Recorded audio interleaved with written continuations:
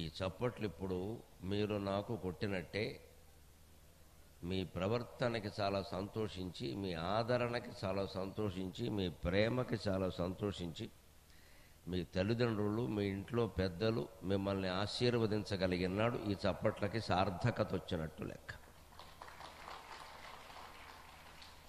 నేను మా అమ్మ వల్ల, మా నాన్నగారి వల్ల పొందిన ప్రయోజనం చెబుతున్నాను ఇక్కడ.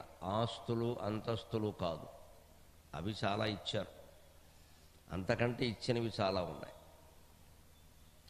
ఎక్కడ లభ్యమోనిక మహీతలమంతయు కాగడాల పెంపెక్కువ చేసి చూచినను, ఎన్ని కాగడాలు పెట్టి చూసినా సరే మళ్ళీ దొరకడం కష్టమమ్మా. నువ్వు వెళ్ళిపోయావు కదా ఎప్పుడో 2012లో, ఇక ఎక్కడ దొరుకుతాయి?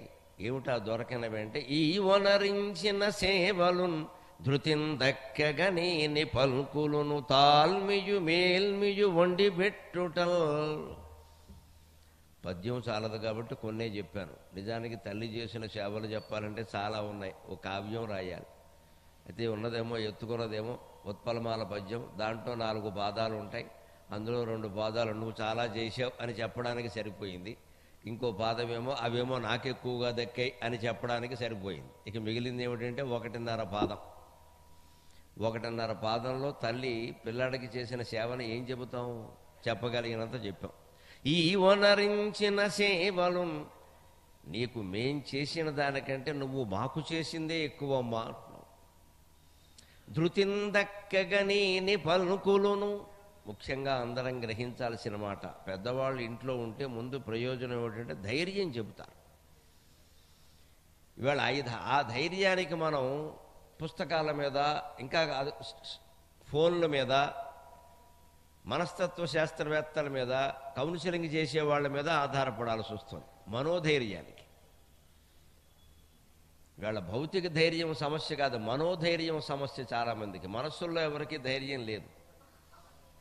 ఆస్తులు ఉంటాయి, అంతస్తులు ఉంటాయి, ఇంటి ముందు వాచ్మెన్లు ఉంటారు, రక్షణకి 3 మంది ఉంటారు, కానీ అసలు ఆయనకి ధైర్యం ఉండదు. యుద్ధం చేసేటువంటి వీరుడికి ధైర్యం లేనప్పుడు ఆయుధాలు ఎన్నున్నా, కవచాలు ఎంత గట్టిగా ఉన్నా ఉపయోగం వెళ్ళలేదు ఇక్కడ. అసలు ఆయనకి ధైర్యం ఉండాలి ముందు.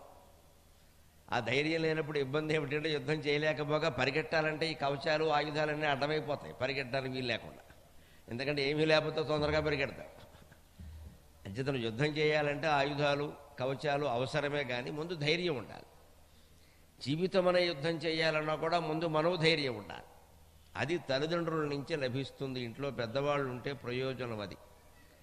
ఎందుకంటే వాళ్ళు వాళ్ళ జీవితాల్ని యూట్యూబ్ చూసి ఎదుర్కోలేదు, వాళ్ళ సొంత తెలివితేటలతో ఎదుర్కొన్నారు. ఇవాళ ఏ అనుమానం వచ్చినా యూట్యూబ్లో నొక్కుతున్నాం మనం. నాకు కడుపు నొప్పిగా ఉంది అంటే కడుపునొప్పి.com అని నొక్కుతున్నాం. అక్కడ వాడు ఒక 100 మందులు చెబుతాడు. అందులో ఏం వాడాలో తెలియక చివరికి వాడితే కడుపు నొప్పి ఎక్కువ అవుతుంది. యూట్యూబ్లు చూసి ప్రసవాలు కూడా చేసేస్తున్నారు. రకంగా ప్రసవాలు కూడా ఆసుపత్రికి వెళ్లకుండా అనేక రకాలు. సరే, యూట్యూబ్లు చూసి హత్యలు చేయడం కూడా నేర్చుకుంటున్నారు, దొంగతనాలు చేయడం కూడా నేర్చుకుంటున్నారు. ఇదివరకు ఈ కర్మ లేదు. ఇంట్లో తల్లిదండ్రులు ఉంటే వాళ్ళు పెద్ద సైకాలజిస్టుల్లాగా, కౌన్సిలింగ్ ఇచ్చేటువంటి మహా ఉపాధ్యాయుల్లాగా వ్యవహరించేవారు. ఏదన్నా వస్తే, ఆపద వస్తే, చంటి పిల్లాడికి ఏదో జ్వరం వచ్చిందనుకోండి, కొడుకు కోళ్ళు కంగారు పడుతూ ఉంటే అత్తగారు అక్కడుండి, ఏమిటమ్మా అంత కంగారు పడతావు, నీకు చిన్నప్పుడు నీకు రాలేదా, మా అబ్బాయికి రాలేదా, మేము చూడలేదా, పెద్ద విషయమా ఇది, కాస్త ఏదో చేస్తే సరిపోతుంది, ఏమైంది, పొట్ట మీద వెచ్చగా ఉండాలి, ఏదైనా కాపుగాయమ్మా అని చెప్తారు. మానసికంగా అధైర్యపడితే, ఈ పరీక్ష ఒకటేనా, ఈ పరీక్షలో తప్పితే కొంపలు అంటుకున్నాయా, ఇక జీవితం ఏం లేదా, ఈ పరీక్ష కాకపోతే ఇంకో పరీక్ష రాస్తావు, ఈ సంబంధం కాకపోతే ఇంకో సంబంధం, ఈ ఉద్యోగం కాకపోతే ఇంకో ఉద్యోగం అని చెప్పి ధైర్యం చెబుతారు. అది ధృతిందక్కగనేని పల్కులును.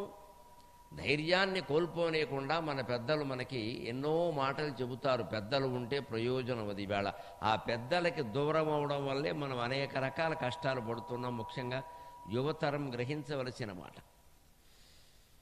పెళ్ళి అయ్యేసరికి పెద్దలకు దూరం అయిపోతున్నారు అంతే. ఎవరి కారణం అనేది ఎవరికి వారే ఆలోచించుకోవాలి, నేను చెప్పక్కర్లేదు. ఇంకా పెళ్ళి అయింది అంటే పెద్దలకు దూరమే. పిల్లలకి పెళ్లి చేసే వరకే పెద్దాళ్ళ పని, తర్వాత వెంటనే ఇంక మాకు అక్కర్లేదు, మీరు వేరు కాపురం పెట్టేయాలి. లేకపోతే అసలు ఈ ఊళ్ళో ఉంటే అది వచ్చాక ఎక్కడికో వెళ్ళిపోవాలి మొత్తం మీద. మెదక్ అనే పల్లెటూరు నుంచేమో చిన్న శంకరంపేట నుంచి మెదక్ వస్తాడు, మెదక్ నుంచి హైదరాబాద్ వెడతాడు, హైదరాబాద్ నుంచి అమెరికా పెడతాడు.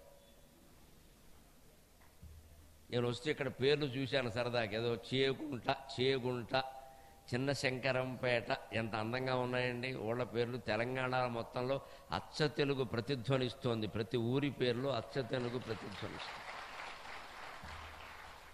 ఎప్పుడో నిజాం నవాబు కాలంలో బలవంతంగా మార్చి పారేసి దిక్కుమాలిన పేర్లన్నీ పెట్టారు, కానీ లేకపోతే ఎంత అందమైన పేర్లు ఇవి. మెదక్ని ఎప్పటికీ కూడా మెతుకు సీమ అంటారు, మెతుకు సీమ అంటారు. మెదక్ కాదు, మెతుకు. అందరికీ అన్నం పెట్టే జిల్లా ఇది. వరి పంట కానీ మొక్కజొన్న కానీ మరొకటి కానీ ఇక్కడ పండినట్టుగా ఇంకెక్కడా పండదు, అందుకని దీన్ని మెతుకు సీమ అంటారు. అదేదో వాడెవడో పలకలేక ఇంగ్లీష్ వాడు స్పెల్లింగ్లో వాడికి తా అనే అక్షరం లేదు, ఎందుకంటే వాడు తద్దినాలు పెట్టడగా తా లేదు వాడికి. తద్దినాలు పెట్టే అలవాటు లేని వాడికి తా ఎందుకుంటుంది? తర్పణం విడిచిపెట్టే అలవాటు లేదు, ఏం చేస్తాడు ఇంకా? అందుకని తా లేక దా రాసుకున్నాడు. మెదక్ అన్నవాడు మెదక్ దా కూడా లేదు. దయ ఉంటేగా దా ఉండడానికి, దయ దాక్షిణ్యం ఉంటే దా ఉంటుంది. ఇంగ్లీషు వాడికి దయ ఎక్కడది? అందుకని దా లేదు తా లేదు, వాడి దిక్కుమాలిన భాషలో ఏమీ లేవు. పైగా పెద్ద గొప్ప 26 అక్షరాలు 26 అక్షరాలు ఉంటే ఏం ధ్వనులు ఉంటాయి? మనకి 56 అక్షరాలు ఉన్నాయి కాబట్టి తెలుగులో ధ్వని లేని అక్షరం లేదు ఖచ్చితంగా. నువ్వు ఏ రకమైన ఉచ్చారణ పలకాలన్నా తెలుగులో వీలవుతుంది, ఎందుకంటే 56 అక్షరాలు ఉన్నాయి. మనం ఒక మామూలు భాషలో అర్థమయ్యేలా చెప్పాలన్నా 26 ఎకరాల పొలం ఉన్నవాడు వాడు, 56 ఎకరాలు ఉన్నవాళ్ళు మనకు ముందు వాడేలా సరిపోతాడంటే అసలు మనలో సగం కూడా లేదు. మన భాషకి 56 అక్షరాలు ఉన్నాయి, వాడు భాషలో తా లేదు, ఎందుకంటే తండ్రి అనే మాట లేదు, తద్దినమనే మాట లేదు, దయ లేదు, దాక్షిణ్యం లేదు, కాబట్టి దా లేదు. అందుకని మెతుకు సీమాను శుభ్రంగా ఉన్నదాన్ని మెదక్ అని చేసాడు వాడు. అప్పుడు అది ఏమిటో తెలియదు, దాని అర్థమేమిటో తెలియదు, ఎందుకు పెట్టారో తెలియదు. రాష్ట్రం మొత్తానికి అన్నం పెట్టేటువంటి ప్రాంతాన్ని మెదక్ అంటే ఏమర్థమైంది?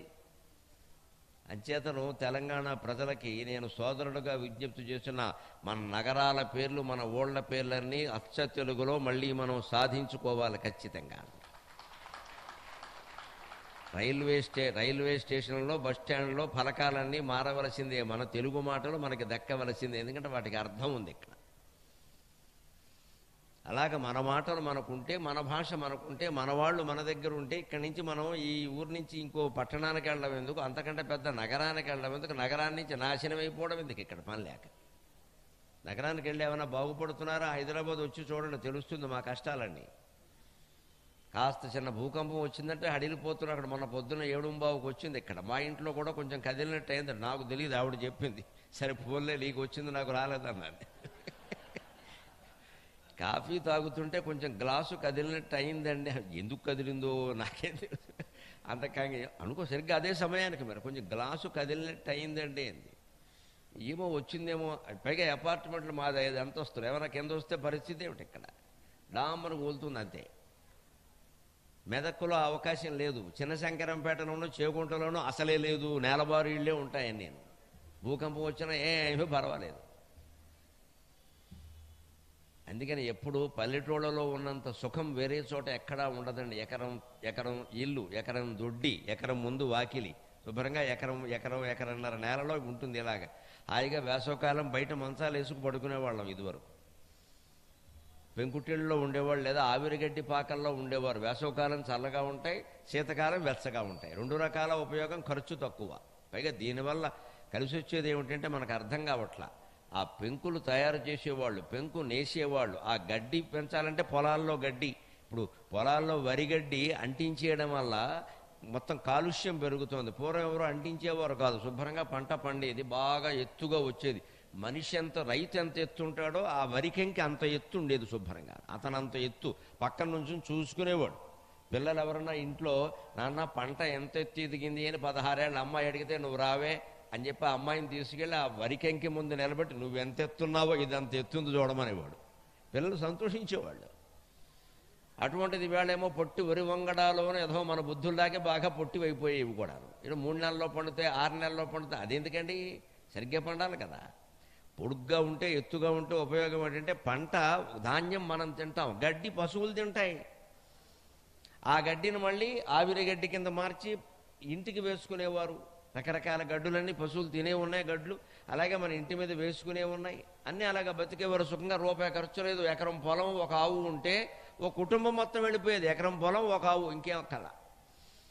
పాడి అందులోనే, పంట అందులోనే, ఈ ఆవు పేడతోనే వ్యవసాయం, ఇక్కడ ఉండే ఎద్దుతోనే వ్యవసాయం, నాగలు దున్నడం.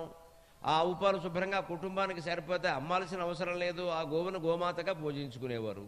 ఎంత సుఖమైంది అంటే స్వయం సమృద్ధమైనటువంటి ఇళ్లను మనం ఈవేళ పూర్తిగా అమెరికా వాడి మీద ఆధారపడేలా చేసుకున్నాం. దీని నుంచి బయటపడడం కోసమే ఈ ప్రసంగం. నేను మన ప్రభాకర్ శర్మ గారు ఫోన్ చేసి కార్యక్రమం అడిగినప్పుడు ఏ అంశం మీద మాట్లాడమంటారు, మీద ఆంజనేయ స్వామి ఆలయం కదా, ఏమైనా ఆంజనేయుడు గురించి మాట్లాడినా అన్నాను. ఆంజనేయుడు గురించి, ఆ రాముల వారి గురించి చాలాసార్లు మీరు మాట్లాడారు, మేము విన్నాం, చాలామంది మాట్లాడుతున్నారండి. సమాజంలో మానవత్వపు విలువలు కనుమరుగైపోతున్నాయి, వాటి గురించి మాట్లాడండి అని అడిగారు ఆయన. ఒక దేవాలయం అర్చకులు సమాజాన్ని సంస్కరించేటువంటి అంశం మీద మాట్లాడమంటే నాకు చాలా నచ్చి ఆయన పిలుపు మేరకు ఇక్కడికి వచ్చాను. ఆయన ఒక్కరు తప్పితే మిగిలిన వాళ్ళు ఎవరో నాకు తెలియదు. ఆయన నెంబర్ తప్పితే నా దగ్గర నేను ఎవరు పిలిచినా వస్తాను. దానికి వెళ్ళి ఆ హృదయం నాకు కావాలి. ఆయన పాపం ఆవేదన చెంది విలువలు లేవండి ఎక్కడాను, నేనేదో చిన్న గుళ్ళో అర్చకత్వం చేసుకుని బతుకుతున్నాను, విలువలు లేవండి ఎక్కడాను, అన్నదమ్ములు విడిపోతున్నారు, భార్యాభర్తలు విడిపోతున్నారు, ఆ పెద్దవాళ్ళని చూడడం లేదు, పిల్లల్ని సరిగ్గా పెంచడం లేదు, అన్నీ నాశనం అయిపోయాయండి. అంచేతను మీరు హనుమంతుడి గురించి కూడా అందులో కలుపుతూ కాస్త ఈ విషయాలు చెప్పండి అంటే, బోళ్ళు ఉన్నాయండి, సుందరకాండలో లేకపోవడం ఏమిటి, నేను చెబుతానులేండి మీకు ఎందుకన్నాను. అంచేది ఈవేళ ఒక్క సుందరకాండే కాదు, రామాయణం, భారతం, ఇటువంటి విషయాలన్నింటిలో మన ఇతిహాస పురాణాల్లో ఉండే మానవత్వపు విలువల గురించి మనం చెప్పుకుంటాం. అదే ప్రథ. అందుకే నేను ప్రార్థన కూడా ఏం చేశానంటే, అమ్మా నీకు మేము ఏం చేసామో మాకు తెలియదు, కానీ మాకు నువ్వు చాలా చేసావు. ఈ వనరించిన సేవలు ధృతిందక్కగనీని పలుకులును, మేమెప్పుడు ధైర్యాన్ని కోల్పోకుండా మాకు ఓదార్పునిచ్చావమ్మా, ధైర్యాన్ని ఇచ్చావు. తాల్మియు మేల్మియు, తాల్మి మేల్మి ఎంత చక్కని తెలుగు మాటలో గమనించండి. తాలిమి అంటే సహనం, మేలిమి అంటే అది మళ్ళీ మేలు చేసే విధంగా గొప్పగా ఉండడం. సహనం చేతకానితనం కాకూడదు. సహనం వేరు, చేతకానితనం వేరు. రఘువంశంలో కాళిదాసు మహాకవి చెబుతాడు, జ్ఞానే మౌనం క్షమాశక్తౌ అంటాడు. జ్ఞానం మనకు అన్నీ తెలుసుంటూ కూడా మౌనంగా ఉండాలి, అడిగితేనే చెప్పాలి. తెలుసును కదా అని ఇంకా వచ్చిన వాడిని అలా కూర్చోబెట్టి సుత్తేయడం మొదలెట్టామనుకో, ఊళ్ళో ఎవడో మనకు అంటపడ్డా ఇంకా పారిపోతాడు. అమ్మో ఈయనకి పట్టుకుని చాలా కష్టపడు బాబు, ఇదో పెద్ద రబ్బర్ సుత్తు అంటాడు. అందుకని పెద్దవాళ్ళు, ముఖ్యంగా 70 ఏళ్ళు దాటిన వాళ్ళు జాగ్రత్తగా ఉండాలి. ఎంత మౌనంగా ఉంటే అంత గౌరవం పెరుగుతుంది మనకి. అసలు పలకరిస్తే తప్ప మాట్లాడద్దు. ఇంట్లో ఆడాళ్ళైనా మొగాళ్ళైనా సరే మనం అన్నింటిలోనూ వేలెట్టి కెలకాల్సిన అవసరం ఏం లేదు. ఇక్కడ మానవ సంబంధాలు అది చాలా ముఖ్యం. యువతీ యువకులు అన్ని సంబంధాలు కాపాడుకోవడం ఎంత ముఖ్యమో, వృద్ధులు అన్ని సంబంధాలు తగ్గించుకోవడం అంత ముఖ్యం. అది లెక్కది. ఎవరి దారిని వారు ఉండాలి. వృద్ధత్వం, వార్ధక్యం పెరుగుతున్న కొద్దీ, 60, 70 దాటుతున్న కొద్దీ మానవ సంబంధాలు రద్దయిపోవాలి. మాధవ సంబంధం ఒక్కటే ఎప్పటికైనా కాపాడుతుంది, అనుమానం లేదు. మాధవ సంబంధం కాపాడుతుంది కానీ మానవ సంబంధాలు కాపాడవండి. మనం ఈ విలువల గురించి మాట్లాడుకునేది సమాజం ఉన్నంతలో సంస్కరింపబడ్డానికి. అందుకని ఏ సంబంధం ఎంత బాగా పెంచుకున్నా చివరికి తెగిపోయేదే, అనుమానం వెళ్ళేది. ఇంకా ఏం ఉండవు ఇక్కడ. ఆ ఉన్నంత వరకైనా వాటిని కాపాడుకోవాలి కదా. ఎలాగో మనం అన్ని ఆస్తిపాస్తులన్నీ విడిచిపెట్టి మనం పైకి వెళ్ళిపోతాం కదా అని ఉండగానే ఆస్తిపాస్తుల్ని ప్యాకెట్లో పెట్టాం కదా. ఉన్నప్పుడు చూసుకుంటాం కదా. మనం ఎలాగో పోయేటప్పుడు ఏది వెంట రాదు కదా, ఉండగానే ప్యాకెట్లో పెట్టేద్దాం అంటావేమిటి. అవన్నీ చూసుకుంటాం జాగ్రత్తగా. కానీ చూసుకునేటప్పుడు ఎలా ఉండాలి, ఇవేవి కూడా రావు, ఇవేవి కూడా రావు, ఇవి ఏదో మనం అనుభవించడానికి పనికొస్తాయి. కాస్త ఉన్నది పుష్టి మానవులకు ఓ యదుభూషణ అలజాతికి తిన్నది పుష్టి అన్నారు కురుక్షేత్ర నాటకంలో తిరుపతి వెంకట కవులు. పశువులకి ఏది పుష్టి అంటే తిన్నదే. పశువులకు దాచుకోవడం తెలియదు వాటికి. మనకి మళ్ళీ బీరువాలు, ఫ్రిడ్జులు లేవు. దొరికింది ఏదో శుభ్రంగా తినేస్తుంది. పశువులకి తిన్నది పుష్టి, మానవులకి ఉన్నది పుష్టి. మనం తిన్నది పుష్టి కాదు, మనం తినలేము. ఇక్కడ పశువు తిన్నంత కూడా మనం తినలేం.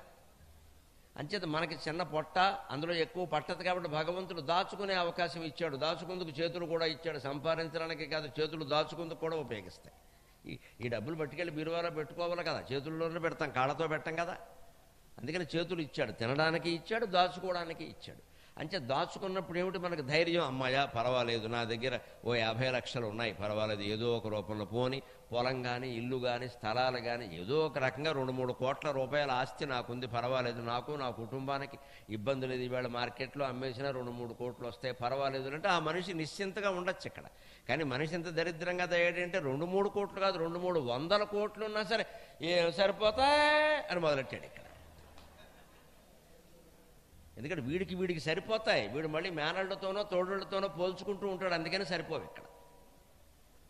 పైగా దీన్ని ఎంత గొప్పగా చెబుతారంటే నాకు ఆశ్చర్యంగా ఉంటుంది. ఆడా మగ కూడా కుటుంబం అన్నాక ఏదో 4 రాళ్ళు సంపాదించు. 4 రాళ్ళు అంటే బోల్డ్ రాళ్ళు ఉన్నా బయట ఏరుకో. రాళ్ళు అంటే ఎన్ని? ఒక రాయి ఈజుక్కొల్టు 100 కోట్లు. ఈ 4 రాళ్ళు అంటే అర్థం అది 400 కోట్లు ఉండాలి. ఈయన మ్యాప్ పాయింటింగ్ అది. ఇప్పుడు మనకి ఇండియా మ్యాప్ వేసారనుకోండి, ఇప్పుడు తెలంగాణ మ్యాప్ వేసారనుకోండి, తెలంగాణ అంతా పట్టుకెళ్ళి కాగితం మీద వేయలేరు కదా, చిన్నది వేస్తారు. తిరుపతి కొండలాగా ఇలా వేస్తారు. తెలంగాణ అదే కదా, తిరుపతి కొండలా ఉంటుంది, అది పెద్ద పర్వతంలాగా బాగుంది. వేసినప్పుడు ఏం చేస్తారు, కింద 100 మైళ్ళు ఈజ్ఈక్వల్ 1 సెంటీమీటర్ అని రాస్తారు. దాని లెక్క ఏంటంటే, అబ్బాయి నువ్వు ఇంతే ఉంది తెలంగాణ అనుకోక జాండు, ఇక్కడ 1 సెంటీమీటర్ ఉందంటే నిజంగా నేల మీద 100 మైళ్ళు ఉన్నట్టు లెక్క. దాన్ని మేము అలా లెక్క పెట్టాం. అలాగే ఈ దురాశతో ఉండే దరిద్రులు ఉన్నారే, వీళ్ళ లెక్క ఏమిటంటే ఒక 4 రాళ్ళు సంపాదించుకోవాలంటాడు ఎదుటివాడు లొంగడానికి. 4 రాళ్లే కదా, రాయి అంటే 100 కోట్లు. ఇంకెక్కడికి సంతృప్తి ఉండదు. మరి రోగాలు రాకపోతే ఏమొస్తాయండి? అందుకే తాలిమి ఉండాలి, ఓర్మి ఉండాలి. జ్ఞానే మౌనం క్షమాశక్తో, క్షమించవచ్చు ఎదుటివాళ్ళని. శక్తి కలిగి ఉండి క్షమించాలి, చేతకాక క్షమించడం కాదు ఇక్కడ. శివాజీ మొదలైనటువంటి మహాప్రభువులందరూ శత్రువుల్ని క్షమించారు అంటే శక్తి ఉండి క్షమించారు. ఏమైనా చేయగలరు, అయినా సరే వెళ్ళిపోండి, క్షమించడం హిందువుల లక్షణం. మాకు పూర్వం నుంచి వచ్చింది, మా రామచంద్రమూర్తి నుంచి వచ్చింది. శత్రువు సహోదరుడు స్వయంగా వచ్చి పాదాల మీద పడితే విభీషణుని క్షమించాడు మన రామచంద్రమూర్తి, పో అని. సైంధవుడు ఎంతో ద్రోహం చేసి ఇల్లాలని మానభంగం చేసే ప్రయత్నం చేసినా సరే, భీమార్జునులు దండించే ప్రయత్నం చేసినా వారించి ధర్మరాజు క్షమించాడు. దుశ్శల మొగుడువరా, ధృతరాష్ట్రుడికి ఒక్కగానొక్క అల్లుడివి, గాంధారీదేవి ఏడుస్తుంది నిన్ను చంపేస్తే వెళ్ళు, మా పెద్దమ్మ మొహం చూసి నేను వదిలేస్తున్నానన్న తర్వాత రాబోయే ప్రమాదం గమనించలేదు ఆ పెద్ద మనిషి. ఈ సైంధవుడు వెళ్ళి మళ్ళీ తపస్సు చేసి వరాలు పొంది అభిమన్యుడు చావుకు కారణమయ్యాడు. వీడిని అప్పుడే వేసేసి ఉంటే గొడవ వదిలిపోయి. అక్కడే తేడా త్రేతాయుగానికి ద్వాపర యుగానికి. త్రేతాయుగంలో రామచంద్రమూర్తి క్షమాగుణం ఉపయోగపడింది, విభీషణుడు ద్రోహం చేయలా. కానీ ద్వాపర యుగంలో ధర్మరాజు క్షమాగుణం ఎదురు తిరిగింది. అంచేత కలియుగంలో మనకి క్షమాగుణం ఉండాలో అక్కర్లేదో నిర్ణయించుకోవాలి. యుగయుగాలకి తీరు మారుతూ ఉంటుంది, మనుషుల స్వభావాలు మారుతూ ఉంటాయి. కృతయుగంలో దానం చేస్తే ఏం చెప్పారంటే, అభిగమ్య కృతే దానం త్రేతా స్వాహు యదీయతే ద్వాపరే యాచమానాయ సేవయా దీయతే కలౌ. దానం చేయడానికి కూడా ఒక పద్ధతి చెప్పారు, అడ్డగోలుగా చేసేయకూడదు. కీర్తి కోసం కొంతమంది అడ్డగోలుగా దానాలు చేసేస్తారు, ఎవడికి పడితే వాడికి ఇచ్చేసి. అవన్నీ వికటిస్తాయి. మనం ఇచ్చిన డబ్బులతో వాడు తాగాడు అనుకో, వాడు తాగి వాళ్ళ ఇంట్లో వాళ్ళని కొట్టిన పాపం ఈ డబ్బులు ఇచ్చిన వాడికి వస్తుంది. నువ్వు ఇవ్వబట్టే వాడు తాగాడు. వాడు తాగుతాడని నేను అనుకో, నువ్వు చూసుకోవాలి. తాగే అలవాటు ఉందని తెలీదా? వాడేమన్నా శ్రీరామచంద్రమూర్తి? వాడు దేనికి వినియోగిస్తాడో తెలియాలి. అవసరమైతే వస్తు రూపంలో ఇవ్వాలి, డబ్బులు ఇవ్వకూడదు. కృతయుగంలో ఎవరికైనా దానం ఇవ్వాలంటే ఇంటికి వెళ్ళి అడిగి బతిమాలు ఇవ్వాలి. ఎవరు పుచ్చుకునేవారు కాదు అసలు. మాకు వద్దండి, ప్రతిగ్రహం మహాపాపం వద్దనేవారు. అంత సంతృప్తిగా ఉండేవారు. అందుకే కృతయుగం ఆల్రెడీ మేడ్. త్రేతాయుగం ఒక పాలు ధర్మం తగ్గింది. అక్కడ ఏమన్నారంటే ఆహు యదీయతే, వాడి ఇంటికి వెళ్ళి నువ్వు ఇవ్వకు, లోకువైపోతావు, మళ్ళీ వస్తాడులే అనుకుంటాడు. ఇంటికి పిలిచి ఇమ్మన్నారు. అంటే కాస్త ఇంటికి మళ్ళీ వాడు ఆటో ఛార్జీలు పెట్టుకుని రావాలిగా, కాస్త కొంచెం ఖర్చు అవుతే కానీ శ్రమ అయితే కానీ దొరకలేదు అని ఉంటే జాగ్రత్తగా ఉంటాడు. కృతయుగంలో వాడింటికే వెళ్ళి దానం ఇయ్యి, ఎవడూ పుచ్చుకోడు కాబట్టి. త్రేతాయుగంలో నీ ఇంటికి పిలిచి దానం ఇవ్వమన్నారు. ద్వాపరయుగంలో ఇంకాస్త దిగజారింది ధర్మం. అందుకేనేమన్నారంటే ద్వాపరే యాచమానాయ, వాడి ఇంటికి నువ్వు వెళ్ళొద్దు, నీ ఇంటికి వాడిని పిలవద్దు, వాడంతట వాడు ఇంటికి వచ్చి నాకు ఇమ్మని 10 సార్లు అడిగితే ఇయ్యి, లేత ఇవ్వద్దు. కలియుగంలో మనమంతా మహానుభావులం కాబట్టి ఇంటికి వెళ్ళి ఇవ్వద్దు, వాడిని పిలిచి ఇవ్వద్దు, వాడు అడిగినా ఇవ్వద్దు, ఏదో ఒక పని చేసుకుని ఒక 100 రూపాయలు ఎక్కువమని చెప్పాను. సేవయా దీయతే కలువు. ఎవరికైనా 100 రూపాయలు ఇవ్వాలని మనం ఉంటే ఊరికే ఇవ్వకూడదండి. పిలిచి ఇంట్లో కాస్త గూళ్ళన్నీ బూజుతో ఉన్నాయా, కాస్త దులపవయ్యా, పనివాడివి కదా నువ్వు బాగా దులుపుతావు అని వాడి చేతి దులిపించి వాడికి 100 ఇచ్చేది 200 ఇవ్వచ్చు. వాడికి కూడా ఒక నమ్మకం ఏమిటంటే కష్టపడి సంపాదించుకున్నాను, ఇది ముష్టి కాదు అని ఒక నమ్మకం ఉంటుంది. మనకొక సంతృప్తి ఏమిటంటే ఎలాగో వాడికి ఇవ్వదలుచుకున్నాం 100, ఈ పని చేయించుకొని ఇచ్చాం. వాడికి ఒక సంతృప్తి ఉంది, మనకొక సంతృప్తి ఉంది. సొమ్ము సద్వినియోగం అయింది. కష్టపడి సంపాదించిన సొమ్ము గురించి ఆలోచిస్తాడు ఎవడన్నా? అప్పనంగా వస్తే ఎవడు ఆలోచిస్తాడండి? ఇంత తేడా ఉంది. అందుకే క్షమాగుణం కూడా అంతే. తాల్మి ఉండవలసిందే, అది మేల్మి కావాలి. అందుకే తాల్మియు మేల్మియు అన్నాను. అది మేలు చెయ్యాలి, ప్రకాశించాలి. వండి పెట్టుటల్ అంతకంటే ఎక్కువ కూడా ఈవేళ యువతరం ఆలోచించాల్సిన విషయం. అందరూ పెద్దవాళ్ళు కూడా, నా వయస్సు ఉన్న వాళ్ళందరూ ఒక రకమైన అదృష్టానికి నోచుకున్నారు. వాళ్ళు తల్లి వంట భార్య వంట తిన్నారు. ఇప్పుడు కుర్రాళ్ళకి పట్టిన మహాయోగం అంటే ఏమిటంటే అన్నం పెట్టేవాళ్ళు లేరు, ఆర్డర్ పెట్టేవాళ్లే ఉన్నారు. నాకు బిర్యానీ పెట్టుకుంటున్నా, నీకేం పెట్టమంటావు అంతే. హైదరాబాదులో అయితే అంతే. ఇంకా మెదక్లో ఎవరన్నా ఉన్నారేమో నాకు తెలియదు, కానీ హైదరాబాదులో దంపతులు కాపురం చేయరు, స్విగ్గీ జొమాటోలో కాపురం చేస్తున్నారు. వాళ్ళకి మళ్ళీ 2 సంతానం ఉంటారు, ఒకళ్ళు పొటాటో ఒకళ్ళు టొమాటో అని. వీడు జొమాటో కదా, అందుకని. పావుగంటకు ఒకడు వస్తున్నాడు మా అపార్ట్మెంట్కి, స్విగ్గీ జొమాటో వాడు. పావుగంటకు ఒకడు. మనం ఎందుకో ప్రయాణం ఉండి తెల్లారకట్ట 3:30కి లేచాను దంపతులం. 3:30కి మేము ఆవిడ బయటకు వచ్చేసరికి కింద స్విగ్గీ జొమాటో వాడు కనబోరు, నీ ఇల్లు బంగారం కానీ 3:30కి ఎవడో పిలుస్తున్నాడు. ఎవడో వీడి కర్మ కాలింది, వాడి కర్మ కాలింది. 3:30. దీనివల్ల ఏంటంటే గేట్ ఎప్పుడూ తీసే ఉండాలి. లిఫ్ట్ దగ్గర మనిషి ఉన్నా ఉపయోగమే లేదు. వాచ్మెన్ డ్యూటీ ఏం చేస్తాడు? ఇది పైవాడు ఎవడో ఆర్డర్ ఇచ్చాడు, కిందవాడు వస్తున్నాడు, వీడు ఏం పట్టుకుపోతాడో తెలియదు, ఎవడని స్విచ్ కొడతాడో తెలియదు. ఇంకా వాచ్మెన్ ఏమంటామంటే మీరు ఆర్డర్ ఇచ్చారండి, 20 మందిలో నేనేం పట్టుకోనండి అంటాడు.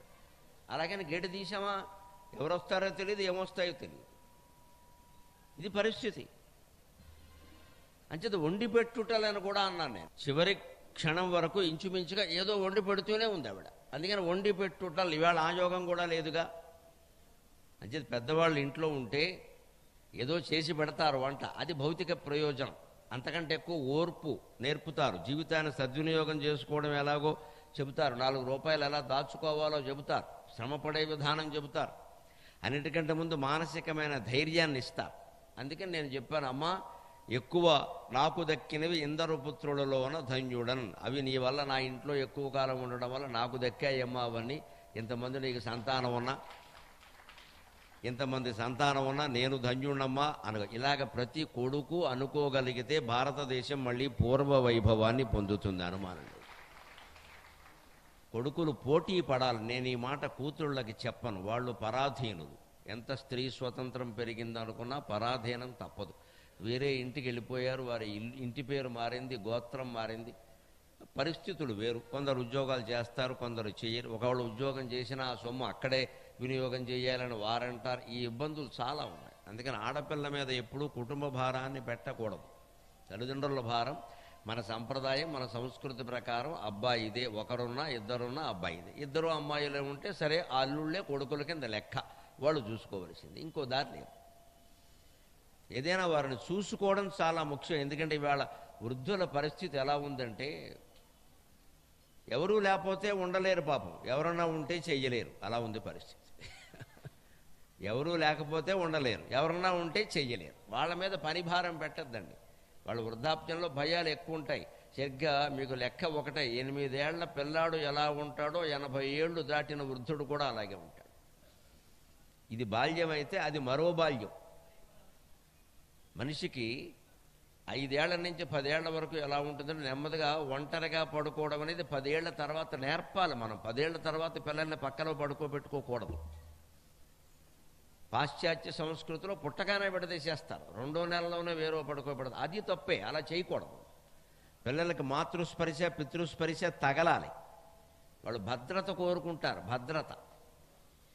పిల్లాడు దగ్గరున్నాడు అంటే బాలింతరాలు ఎప్పుడు పిల్లనో కన్న తర్వాత 2 ఏళ్ల పాటు పిల్లాడు దగ్గరున్నాడు అంటే ఏదో మాట్లాడుతూనే ఉండాలి, ఏదో పాట పాడుతూనే ఉండాలి, వచ్చినా రాకపోయినా. దానివల్ల ఏమవుతుందంటే ఆ శబ్దం వినపడుతుంటే వాడికి మా అమ్మ నా దగ్గర ఉంది, మా అమ్మ నా దగ్గర ఉంది అని ఒక ధైర్యం, ఒకటి అప్రయత్నంగానే మాట్లాడడం వచ్చేస్తుంది. ఇవాళ పట్టణాల్లో ఉండే పిల్లలకి చాలామందికి ఆటిజం వస్తుందండి, గమనించండి. ఎందుకంటే తల్లులు మాట్లాడరు, తండ్రులు మాట్లాడరు, వాడి పాలిటికి ఓ ఫోన్ బారేస్తున్నారు అక్కడ. ఈ ఫోన్లో మాట్లాడేది వాడికి అర్థం కాదు. పైగా ఈ మధ్య ఏమిటంటే దాని నుంచి రేడియేషన్ వస్తుంది విపరీతంగా. దాని కారణంగా వాడి అవయవాలు ఎదగడం లేదు. ఇప్పుడు చంటి పిల్లలు దగ్గర ఉన్నారంటే 10 ఏళ్ల లోపు పిల్లలు ఉన్న చోట ఫోను వాళ్ళకి ఇవ్వకూడదు, మనం కూడా దగ్గర పెట్టుకోకూడదు. దీని రేడియేషన్ వాళ్ళ మీద చాలా ప్రభావం చూపిస్తుంది వేళ. అందుకని పెద్దవాళ్ళ పరిస్థితి ఎలా ఉందంటే ఎవరూ లేకుండా ఉండలేరు పాపం, అధైర్యం. 8 ఏళ్ల పిల్లల్లాగే 5 నుంచి 10 ఏళ్ళలో పిల్లలు ఎలా ఉంటారంటే తల్లిదండ్రి దగ్గర లేకపోతే ఉండలేరు మన దగ్గర. సరిగ్గా 80 ఏళ్ళు దాటాక మీకు అదే పరిస్థితి వస్తుంది, ఆడదానికైనా మగాడికైనా కూడా. అందులో సాధారణంగా ఒక గ్రహస్థితి ఏమిటంటే వాళ్ళకి 80 వచ్చేసరికి రెండో వాళ్ళు ఎగిరిపోయి ఉంటారు. అప్పటికే భార్య భర్త వెళ్ళిపోయి ఉంటారు, ఒక్కరే మిగులుతారు సాధారణంగా. ఇంకా భయంగా ఉంటుంది. మా ఆవిడ కూడా లేదు, మా ఆయన కూడా లేరు, నన్ను ఎవరూ పట్టించుకోవట్లేదు, ముసల్దాన్ని అయిపోయాను. మరి వాళ్ళని పట్టించుకోకపోతే ఎవరిని పట్టించుకుంటారు? ఈ పిల్లల్ని పట్టించుకుని పెద్దవాళ్ళని చులకన చేయడం ఉందే జీవితాలకి శాపం అయిపోతుందండి. నాకేం మొహమాటం లేదు చెప్పడానికి. పిల్లల కంటే ఎక్కువ ప్రాధాన్యం పెద్దలకే ఇవ్వాలి. మా అమ్మగారు టీవీ చూస్తుంటే మనవరాలు వచ్చి అడిగితే మనవరాలకి నచ్చ చెప్పాలి, మా అమ్మగారిని చూడనేమని చెప్పి. అది భారతీయ సంస్కృతి, పెద్దల్ని గౌరవించడం. అందుకని చిన్నపిల్ల అది చూస్తుంది, ముసల్దాని నీకెందుకు అని రిమోట్ లాగేసుకోకూడదు. ముసలాళ్ళకే టీవీ అవసరం, చిన్నపిల్లకి ఏం అవసరం? చిన్నపిల్లకి ఏం అవసరమమ్మా టీవీ చదువుకోకుండా? ఇంట్లో ఉన్న ఆడవాళ్ళు ముఖ్యంగా పెద్దవాళ్ళని సమర్థించాలి. అది ఉండదండి ఇక్కడే. మానవా అది ఇవ్వచ్చు కదా చిన్నపిల్ల. తల్లి అయితే ఇలా అనరమ్మా, అత్తగారు అయితే అంటారు నమశివాయ నమశివాయ. మొత్తం భేదమంతా ఇంట్లోనే ఉందండి, అసెంబ్లీలో ఎక్కడా లేదండి. అసెంబ్లీలో భేదాలు ఎందుకున్నాయంటే మనలో ఉండబట్టి. మనమే కదా వాళ్ళని పెంచి ఓట్లేసి ఇక్కడి నుంచి పంపించాం, మనకంటే భిన్నంగా ఎలా ఉంటారో. అమ్మ ఇంట్లో ఉందనుకోండి, ఈ మొగాడు ఎవరి తల్లిని వారు సమర్థిస్తారు. ఇంకా అత్తగారు అనేసరికి ద్వేషం అంతే. ఇంకా ఇప్పుడు ముసలావుడికి టీవీ తక్కువైందా, నీకు తక్కువైందా?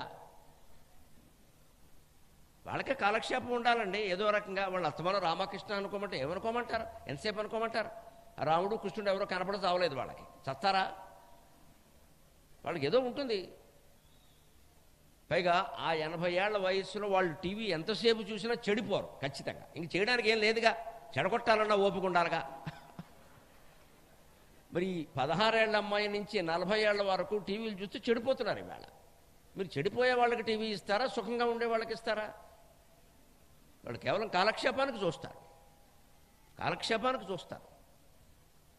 అందులో కూడా నిజానికి వాళ్ళ వయస్సును బట్టి ఏదో మా బోటికెళ్ళ ప్రవచనాలు భగవద్గీత ఏదో చెబుతుంటే ఆయన ఎవడో కాషాయం కట్టుకుని ఏదో చెబుతున్నాడమ్మా, అర్థం కావట్లేదు కానీ అటువంటి వాళ్ళని చూడడమే పుణ్యం అని చూస్తారు. ఏదో కాలక్షేపం, అంతకంటే ఏం చూడరండి. అశ్లీలం వాళ్ళు ఎందుకు చూస్తారు? పాపభీతి ఉంటుంది కదా. అందుకని వాళ్ళకే అవసరం అండి కాలక్షేపం. పిల్లలకి ఎలా అవసరం? పిల్లలకి చదువు ఉంది, ఆటలు ఉన్నాయి, బయటికి వెళ్ళాలి, 100 పనులు ఉన్నాయి. ఎవరికి ఇవ్వాలి? మనం వీళ్ళకి ప్రాధాన్యం ఇచ్చి వాళ్ళని అశ్రద్ధ చేస్తుంటే ముసలావిడికి ఏమనిపిస్తుంది? అందుకే నా దగ్గర ఒక పెద్ద ఆవిడైంది, మాకు బంధువే. ఏముందయ్యా ఏం చెప్పమంటావు నాయన, ముసలాళ్ళం అయిపోయాం, ఎవరు లేకపోతే ఉండలేం, ఎవరన్నా ఉంటే చేయలేముంది, మేమే చేయాలంటే ఎక్కడి నుంచి చేస్తాం? వీళ్ళ దాంపత్యాలు బంధాలు కూడా ఎలా ఉన్నాయంటే ఎవరూ లేకుండా ఒంటరిగా ఉండలేడు మనిషి, ఎవరితోనూ సర్దుకోలేడు. నువ్వు ఒంటరిగా ఉండలేవు, ఇంకోటితో సర్దుకోవాలి కదా. మరి పెళ్ళి అవుతుందంటే సర్దుకోవడమేనండి. సంసారమైనా సరే ఇల్లు అయినా సరే ఒకటే లెక్క. ఇల్లు ఎప్పుడు బాగుంటుంది? సర్దుకుంటే బాగుంటుంది, సర్దుకోకపోతే బాగుండదు కదా. ఎక్కడ వస్తువులు అక్కడ పారేస్తే ఇల్లు ఎలా బాగుంటుంది? సంసారమైనా అంతే, సర్దుకోవాలి. ఇల్లు సర్దుకోవడం అంటే వస్తువులు సర్దుకోవడం, సంసారం సర్దుకోవడం అంటే మనస్సును సర్దుకోవడం. ఖచ్చితంగా మనస్సును సర్దుకోవడం. నీ మాటే నెగ్గని, నీకోసమే నేను ఉన్నాను, అయిపోయా, ఒక్క నిమిషంలో తగాదా పోయింది. నీ మాట నెగ్గనే, ఏం పర్వాలేదు. మరీ అంత ప్రమాదకరమైంది కాకపోతే ఈ మాట, వాళ్ళ మాట అనడానికి అభ్యంతరం ఏమిటి? ఆడాళ్ళైనా మొగాళ్ళైనా ఎవరైనా. భర్తకేదో ఒక ఆలోచన ఉంది, భార్య ఏంది లేదండి ఇలా ఉండాలి ఏంది, అది ఏమి లక్షల్లో నష్టం కలిగించే విషయం కాకపోతే పోన్లే నీది నువ్వు అన్నదే. కానీ ఒకవేళ పోనీ కించిత్తు నష్టం కలిగింది, ఏదో ఆ నష్టం ఏదో 10,000 25,000తో బయటపడేలా ఉంటే వాళ్ళకి తెలిసి వస్తుంది కదా, నువ్వు అన్నావు చేసావు, ఏమైంది 25,000 పోయాయి, అప్పుడైనా తెలుస్తుంది కదా. అంచేది కించిత్తు నష్టంతో సర్దుకోగలిగితే వాళ్ళు గ్రహించుకుంటారండి స్వానుభవం మీద. ఎప్పటికే ఇంట్లో మన వల్ల ఇంత నష్టం జరిగింది, ఇంకెంత నష్టం చేస్తాం, ఆయన మాట ప్రకారమే వెళ్ళిపోదాం అని అనుకుంటారు. ఇంచే సర్దుకోవడం ఇది.